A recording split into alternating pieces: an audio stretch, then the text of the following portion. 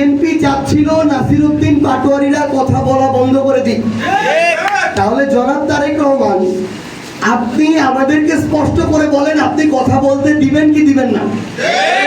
যদি না দেন তাহলে আমরা আমাদের পলিসি নিব, আর যদি দেন তাহলে পিছন থেকে ছুরি মারার পুরাতন এই স্বভাবটা আপনার বন্ধ করতে হবে। যারা খুনি, যারা হত্যাকারী, তাদের চরিত্র ধারণ করে তারা চেষ্টা করছে কত দ্রুত তাদেরকে ছাড়িয়ে যাওয়া যায়। এবং আপনারা একটু খোঁজ দিয়ে দেখবেন, বিগত এই 2 বছরে শুধু বিএনপি দেশের মানুষকে প্রতিদিন সুরক্ষিত রাখার প্রত্যয় নিয়ে সেফটি কেবলস সহ এলো সেফ সিলিং ফ্যান। সংঘর্ষে প্রায় 150 জন তাদের নেতাকর্মী তাদের দ্বারাই হত্যার শিকার হয়েছে। এখন আসলে আমরা সমালোচনা করি, সমালোচনা করার ভাষা এক একজনের এক এক রকম।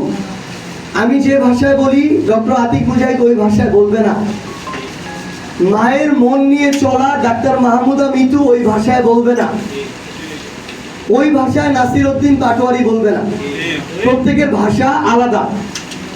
কারোটা আপনার কাছে নরম মনে হতে পারে, কারোটা শক্ত।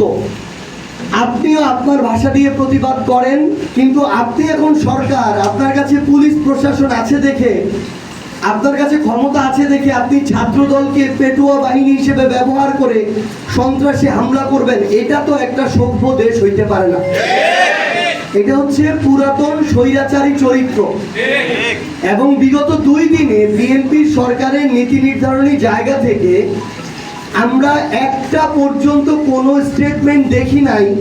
এই নীরবতা এটাই প্রমাণ করে এখানে বিএনপির প্রত্যক্ষ এবং পরোক্ষ মদত ছিল।